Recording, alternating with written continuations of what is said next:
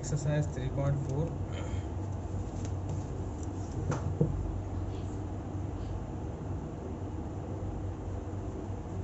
पहला क्वेश्चन। पहले क्वेश्चन में दिया है the student of class 8th of A school donate 2025 rupees. मतलब किसी स्कूल की 8th क्लास के बच्चों ने 2025 रुपये डोनेट किए for blind relief fund. Each student donated many rupee. हर बच्चे ने बहुत सारे रुपए दिए, मतलब उतने रुपए। डोनेट एज मनी मतलब इतने रुपए दिए जितने as the number of student. कहने का मतलब हर बच्चे ने इतने रुपए दिए जितने उस क्लास में बच्चे थे। तो let the number of class ना, let the number of student in class, मान लिया x है ना, x स्टूडेंट है। अब तो इसका मतलब अकॉर्डिंग टू क्वेश्चन जितने स्टूडेंट है उतने ही स्टूडेंट ने रुपए दिए है ना। डोनेटेड या फिर आप कह सकते हैं पर स्टूडेंट मनी डोनेट बाई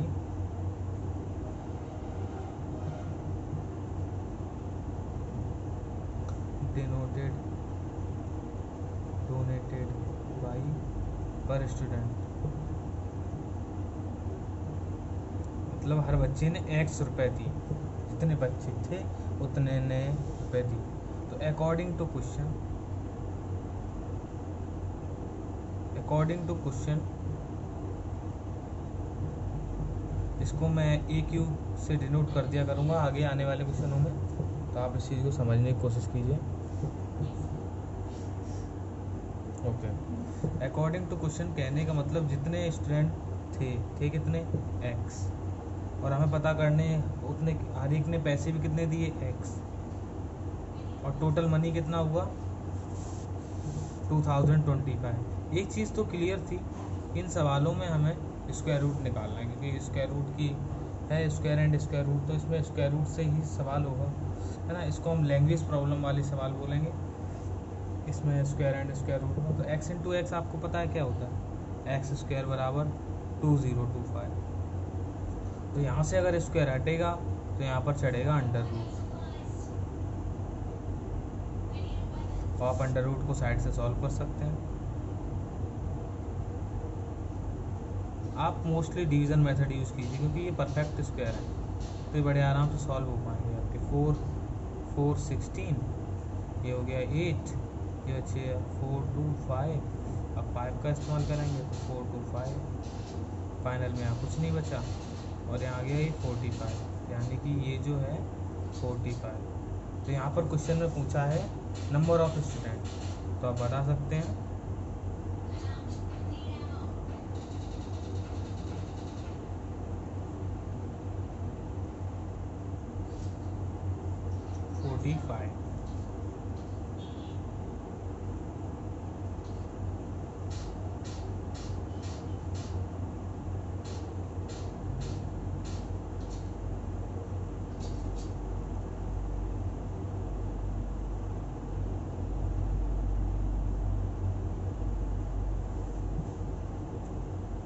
व्यवस्था करनी पड़ेगी लाइट की।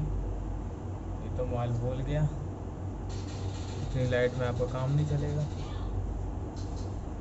चलिए मैं इस मोबाइल की और कर लेता हूँ। Okay,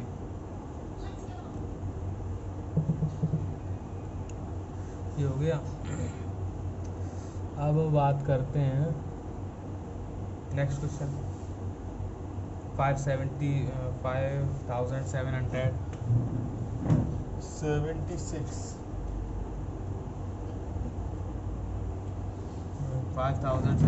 student are soldier are arrange such. तो इसमें भी बिल्कुल ऐसे ही करना है आपको, सेकंड वाले में है ना। लेट द नंबर ऑफ रो, क्योंकि रो और कॉलम है, जैसे खड़े नहीं होते अपने क्लास में क्लास बाई क्लास है ना, जैसे कि 5th क्लास के 6th क्लास के 7th क्लास के उनके पीछे। तो उन्होंने ये कहा है जितनी रो है ना उतने ही कॉलम्स हैं। तो बताइए टोटल तो कितने रो, और टोटल सोल्जर्स की काउंटिंग बता दी उन्होंने जितने भी हैं। तो आपको निकालना है। तो उसमें बिल्कुल उसी तरह लेट द नंबर ऑफ रो, है ना। पहले तो समझ ली रो क्या होती है। रोज होती हैं ऐसे ऐसे, और कॉलम्स तो आप बनाते ही हो बुक्स में, इस तरीके से लाइंस बनाते हैं, कहते हैं कॉलम बना दो उसके अंदर, है ना। इसमें सीरियल नंबर लिखेंगे, इसमें नेम लिखेंगे, इसमें उनका जो भी लिखना हो। तो ये होते हैं कॉलम और ये होती है रो। तो रो कितनी है इस तरीके से काउंट होंगी, और कॉलम्स कितने वो इस तरीके से काउंट होंगे। तो इन्होंने बोल दिया रो और कॉलम की संख्या सेम है, तो लेट द नंबर ऑफ रो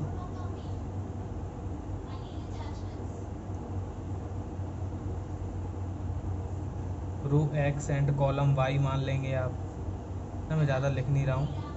और उसके बाद वो दोनों को एक्स ही मानेंगे क्योंकि दोनों इक्वल हैं। उसके बाद according to question X into X equal to 5776, और उसके बाद एक्स स्क्वायर 5776, एक्स से अंडर रूट चला जाएगा, और उसके बाद आप इसको फटाफट से निकाल पाएंगे, हाँ। निकाल लीजिए। और इसमें जो भी पूछा हो, ईच रो का पूछा है, हर रो का, या कॉलम का नहीं इस्तेमाल बोला नहीं गया है कॉलम, पर उन्होंने कहा है एक रो में इतने स्टूडेंट, इतने सोल्जर्स हैं, और जब इतने सोल्जर हैं यानी कि वो कॉलम ही हो गया एक प्रकार से, है ना।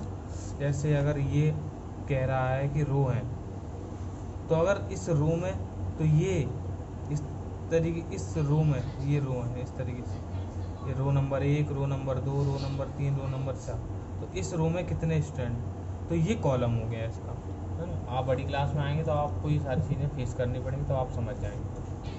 ठीक है, तो आगे हम बात करते हैं। ये पेज मैं इसलिए लगा देता हूँ जिससे कि दूसरे पेज पे इफेक्ट ना हो, नहीं तो आपको डबल डबल दिखेगा, फिर आपको प्रॉब्लम होगी। इससे पेज क्लीन रहता है। अभी क्लीन नहीं हो रहा क्योंकि ज़्यादा ट्रांसपेरेंसी हो रही है इसमें।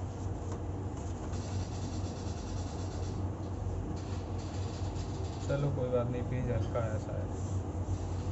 ओके, तो नेक्स्ट क्वेश्चन पे आते हैं। Area of square park. तो यहाँ एरिया दिया हुआ है स्क्वायर पार्क का। जो बच्चे जानते हैं उस बताएं एरिया ऑफ स्क्वायर क्या होता है। तो area of square 16384 metre square. तो एरिया ऑफ स्क्वायर होता है साइड स्क्वायर।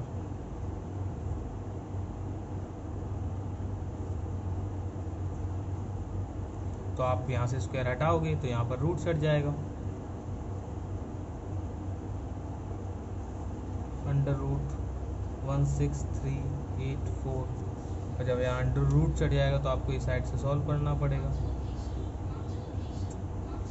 3 एक्स्ट्रा ले लिया, 84 पेयर 1, तो आप इसको सॉल्व करेंगे तो 1110632 नहीं होगा, 2449184 तो 2 का ये जाएगा, ये 4 8 8 या 64, 128 आ जाएगा, यानी कि 128 का स्क्वायर है। ये 1 2 और 8 1984 आ जाएगा। तो ये साइड आपकी निकल आई 128 मीटर स्क्वायर। ये साइड से करते हैं, आप अपना रफ वर्क समझ सकते हैं, पीछे कर सकते हैं, तो बस मैंने आपके सामने कर दिया। अब इसके बाद केवल साइड ही नहीं पूछी है, यहाँ पर पूछा गया है fence it 4 times the length of wire required to fence it 4 times. कहने का मतलब उसको ज़रूरत नहीं थी 4 टाइम्स, कहने का मतलब है वहाँ लेंथ पता करो, उसको फेंस करना है। फेंस यानी कि वायर लगाना है, कोई भी प्लॉट है उसके चारों तरफ उसे वायर लगाना है, यूँ करके लगाते नहीं बिजली वाले, जिससे कोई हमारे घर पे ना आ जाए। इस तरीके से फेंसिंग कर रहा है। बहुत तरीके होते हैं, खेतों के चारों तरफ लगाते हैं, वो फेंसिंग कह सकते हो। स्क्वायर प्लॉट है या खेत है, उसके चारों तरफ फेंसिंग करनी है। स्क्वायर की चारों साइडें इक्वल होती हैं। तो अगर हम फेंसिंग की बात करें तो फेंसिंग एक पेरीमीटर की तरह काम करेगा, है ना। तो लेंथ ऑफ फेंसिंग कह लो,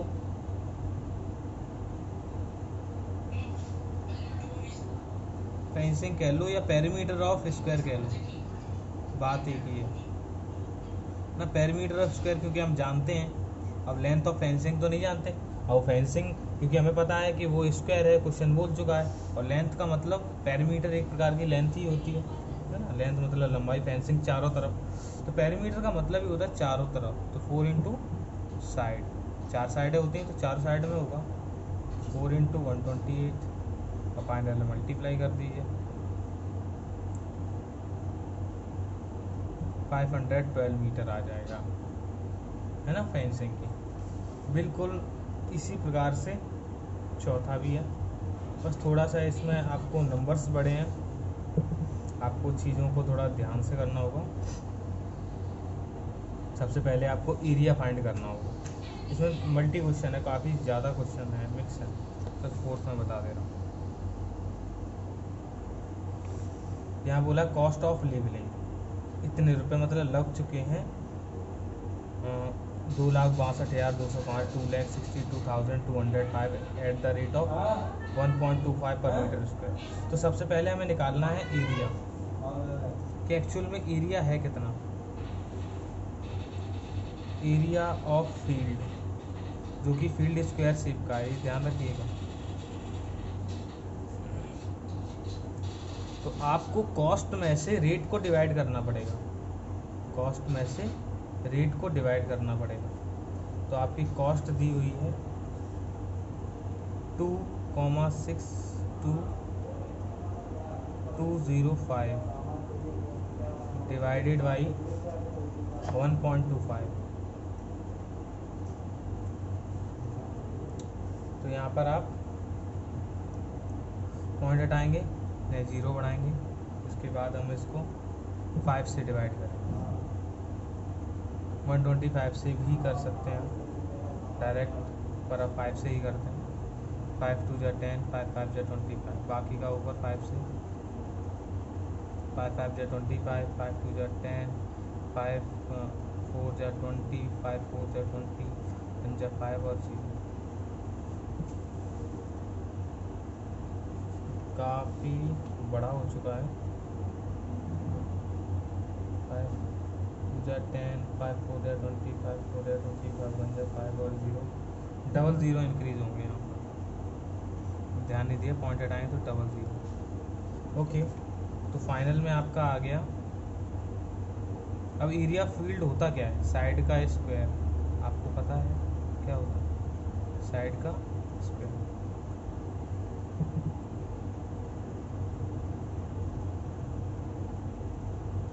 अब 25 का इसमें डिवाइड करेंगे, 25 का डायरेक्ट भी कर सकते हैं, क्योंकि वो आपको टेबल से याद होनी चाहिए 25।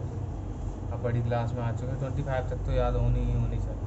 25 2 जा 50, फिर आपका 24 में नहीं जाएगा, 0 25 9 जा 225, तो यहाँ बचेगा इसका 225, तो बचेगा 19 बचेगा, है ना, 190, तो 25 7 जा 175, 175 और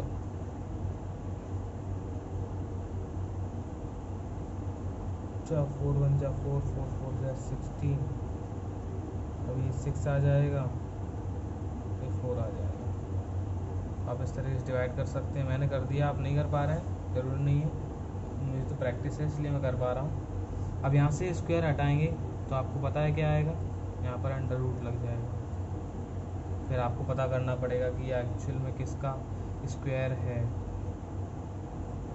ना। तो साइड बराबर कितनी निकल के आएगी, आप साइड से निकाल सकते हो, मैं छोटा सा निकाल ले रहा हूँ।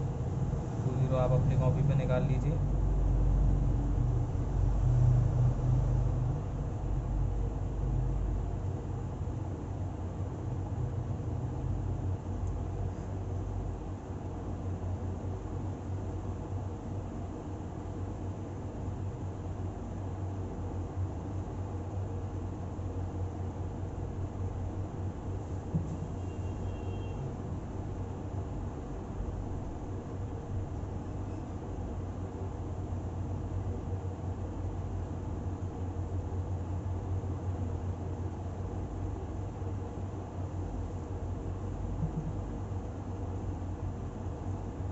फोर 5 8 मीटर साइड निकल के आई।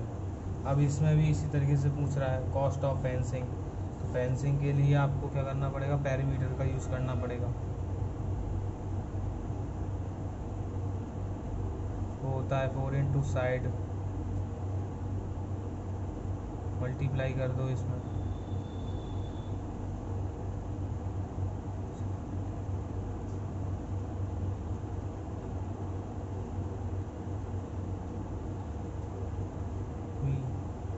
मीटर निकल आई। अब केवल इसी से शांति नहीं है, इसमें इसकी भी कॉस्ट पूछ रहा है 1.80। तो यहाँ इसकी कॉस्ट ऑफ फेंसिंग निकालने के लिए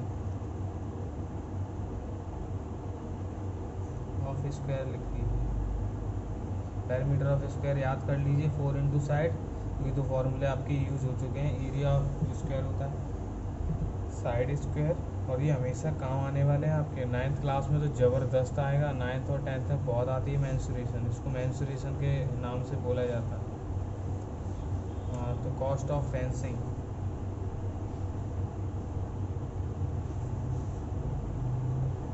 तो उसके लिए आपको 1.80 का मल्टीप्लाई करना पड़ेगा 1320 में।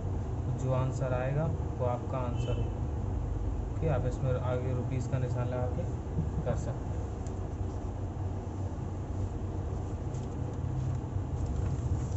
तो चलिए आपको नेक्स्ट क्वेश्चन मैं इधर साइड से बता दे रहा हूँ। इसमें भी कुछ नहीं है, इसमें बोला गया है एक बॉय है, ये boy is cycling along A square. एक बच्चा वो लड़का साइकिलिंग करता है, साइकिल चलाता है स्क्वायर के चारों तरफ। एट द स्पीड दे रखी है, speed of 18 kilometre per hour. ये 18 दिया है, आपको दिख नहीं रहा होगा, 18 है ये। इन हाउ मच टाइम, तो कितने समय में will he complete 5 round if the area of square. देखिए, तो पहले एरिया दिया है, एरिया से पता करो साइड क्या है, साइड से फिर हम पता करेंगे कि उसकी बाउंड्री कितनी बड़ी है, बाउंड्री यानी कि पेरीमीटर, और फिर उस पेरीमीटर में 5 का मल्टीप्लाई करना होगा, है ना, जिससे कि हमें पता चलेगा 5 राउंडों में कितने मीटर चल लेगा, कितने मीटर साइकिल चला लेगा, और फिर उस स्पीड और उस डिस्टेंस की मदद से हम टाइम निकाल पाएंगे। तो इतना प्रोसेस लंबा है। तो पहला काम मैंने क्या बताया आपको, मैं थोड़ा शॉर्ट में कर दूंगा, आप प्रॉपर करिए, है ना। एरिया ऑफ स्क्वायर दिया है जो कि होता है साइड स्क्वायर, 9604 स्क्वायर लगेगा यहाँ, मतलब अंडर रूट। आप पुरानी प्रोसेस कर लेना, मैं डायरेक्ट अंडर रूट लगा दिया है। 9604 किसका होता है वो देख लेते हैं अभी हम। ये होता है, मैं आपको बता देता हूँ ऐसे ही, 99 जा 81, ये हो गया 1504, 99 18, 18 8 8 जा 64, 98 का होता है। तो साइड आ गई इसकी 98 मीटर। फिर हम पेरीमीटर निकालेंगे, क्योंकि वो एक राउंड नहीं ले रहा है,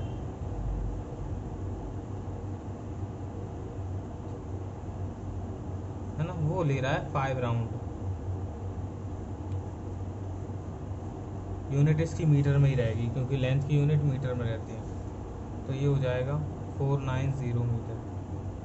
तो इससे हमें ये पता चल गया डिस्टेंस, कि एक्चुअल में वो डिस्टेंस कितना कवर कर रहा है। और आपको स्पीड दी हुई है, तो इसको किलोमीटर में बदल लीजिए। बहुत सारी चीज़ें होती हैं, कैसे करते हैं कैसे नहीं। ठीक है, हम इसको ऐसे लिख देते हैं, मीटर को किलोमीटर में बदलने के लिए 1000 का डिवाइड करना पड़ेगा, है ना।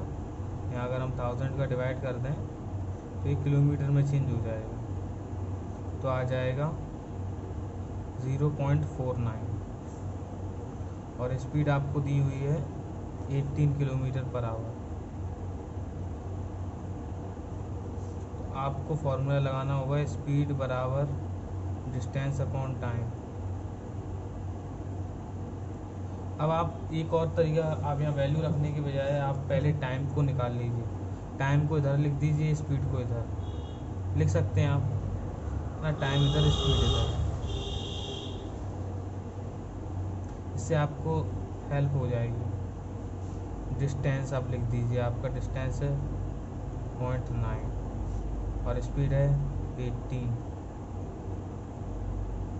तो यहाँ से ये पॉइंट हटाएंगे, ये 0 इंक्रीज़ हो जाएगा, यहाँ पे डबल 0। अब ये है आपका हावर में कितने घंटे, क्योंकि किलोमीटर पर आवर स्पीड थी। तो यहाँ पर हमें घंटे को, क्योंकि यहाँ बहुत बड़ा नंबर आ चुका है 49/1800, घंटे को हमें सेकंड में बदलना पड़ेगा। तो देखिए घंटे को मिनट में बदलने के लिए 60 का मल्टीप्लाई, और मिनट को सेकंड में बदलने के लिए 60 का मल्टीप्लाई। तो आप ये 00 से 00, 6 से 3 बार, 3 से ये 2 बार, और फाइनल में 49 × 2 यानी कि 98 है ना। आप इसको और भी सरल भाषा में कर सकते थे। आप यहाँ से देखो, मैं कुछ और ऐसे, ठीक है ना, कोई दिक्कत नहीं है, आप ऐसे कर सकते हो। मैं थोड़ा और सेकंड थोड़ा सरल करके दे देता हूँ आपको प्रॉब्लम नहीं होगी। आपने यहाँ जो डिस्टेंस चेंज किया था ना हमने, ये डिस्टेंस इसको ना बदल के हम स्पीड को चेंज कर देते हैं। डिस्टेंस को हम इसी प्रकार से यूज़ करते हैं, 490 मीटर, स्पीड को चेंज कर देते हैं। स्पीड है 18 किलोमीटर पर आवर। तो देखो 18 किलोमीटर में कितने मीटर होंगे, 1000 का मल्टीप्लाई करना पड़ेगा। और नीचे होता है 1 हावर, 1 घंटे में कितने सेकंड, तो 60 × 60। आप यहाँ पर इसको थोड़ा सॉल्व कर लीजिए। 0 से 0, 0 से ये 0 जाएगा, 6 से ये जाएगा 3 टाइम्स, और ये 3 से जाएगा ये 2 टाइम्स, और 2 से ये जाएगा 5 टाइम्स।